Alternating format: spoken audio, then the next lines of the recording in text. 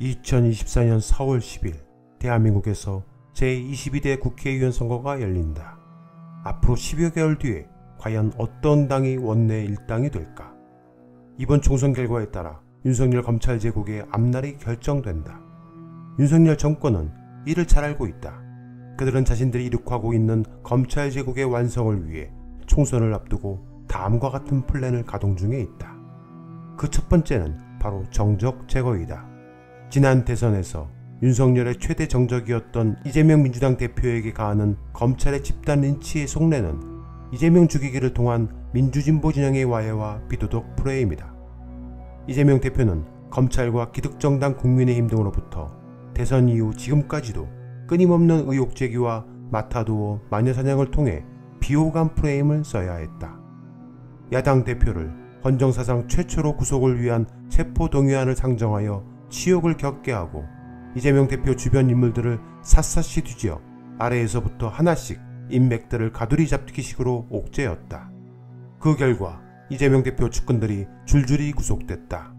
검찰은 모든 의혹의 최종 책임자를 이재명으로 규정하고 이른바 대장동 의혹 사건 등으로 전격 기소했다. 그뿐만이 아니라 위례 신도시 의혹, 선거법 위반, 정진상 뇌물수수 의혹 사건 등에도 이재명 대표를 계속 끊임없이 법원으로 매주 출석시켜 망신주기와 함께 정적 제거에 올인하고 있다. 하지만 검찰이 증거 하나 없는 모해 위증으로 쌓아올린 이 행태는 사상 누각이 되어 허무너질 것으로 보인다. 세간을 떠들썩하게 만들었던 대장동 뇌물 428억에 대해 검찰은 연기를 피우며 이 대표가 뇌물을 받은 것처럼 여럿머리 해댔지만 정작 이재명 대표의 공소장에서는 빠져버리기도 했기 때문이다. 그리고 두 번째 윤석열의 정적 제거는 조국이다. 최근 서울대 징계위원회는 조국 전 법무부 장관에 대해 교수직 파면을 의결했다. 서울대 교원징계위원회는 지난 2019년 12월 조 전 장관이 뇌물수수 등 혐의로 기소된 지 3년 5개월 만에 교수직 파면을 의결했다고 밝혔다.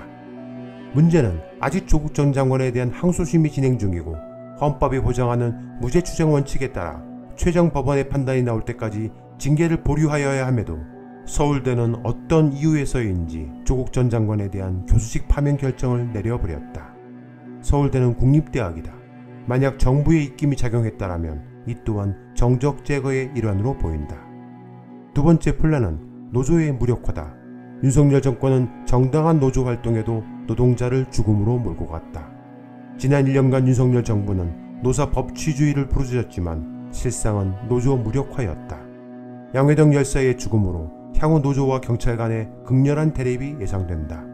이에 윤석열은 건설노조를 건폭으로 규정하고 강력한 탄압을 예고했다. 지난 MB 정권 때 등장했던 최루탄과 물대포의 등장도 멀지 않아 보인다. 세 번째 플랜은 선관위 장악이다. 국민의힘은 뜬금없이 갑자기 선관위 고위직 자녀 특혜 채용 의혹을 들고 나왔다.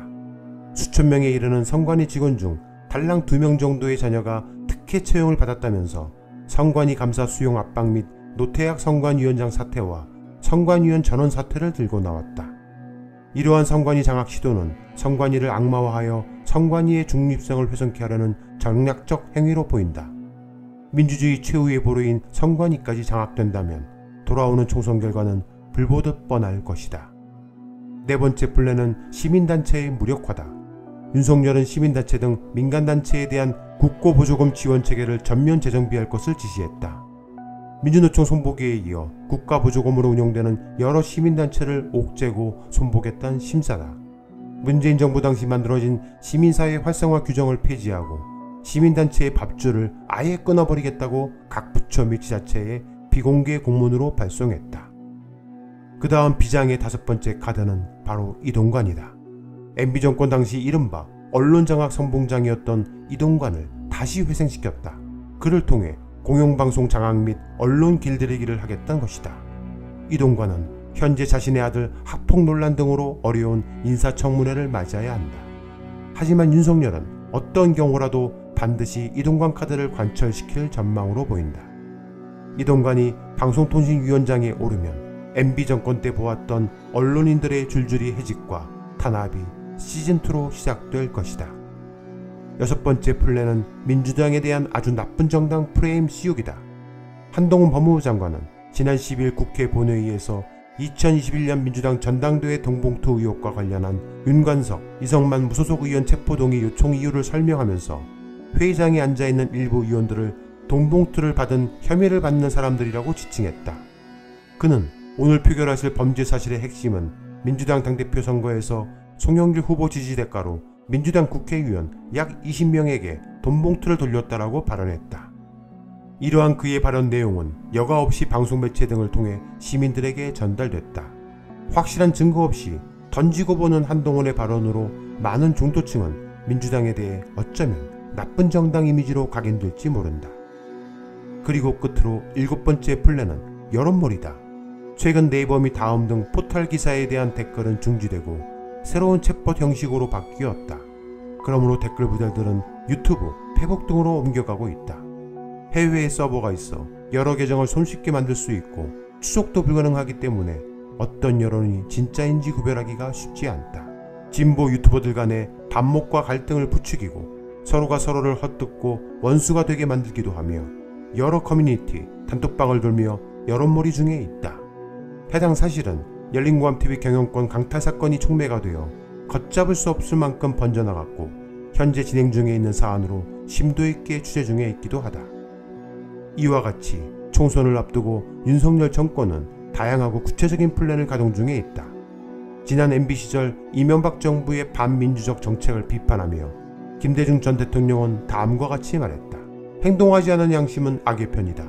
민주주의를 지키기 위해서는 담벼락에 대고 욕이라도 하라고 말이다.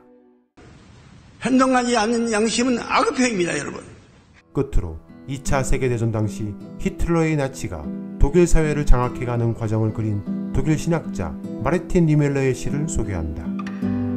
나치가 공산주의자를 덮쳤을 때 나는 침묵했다. 나는 공산주의자가 아니었으므로. 그 다음 그들이 사회민주당원을 가뒀을 때 나는 침묵했다. 나는 사회민주당원이 아니었으므로. 그 다음 그들이 노동조합원을 덮쳤을 때 나는 아무 말도 하지 않았다. 나는 노동조합원이 아니었으므로. 그 다음에 그들이 유대인에게 왔을 때 나는 아무 말도 하지 않았다. 나는 유대인이 아니었으므로. 그들이 나에게 닥쳤을 때는 나를 위해 말해줄 이들이 아무도 남아있지 않았다.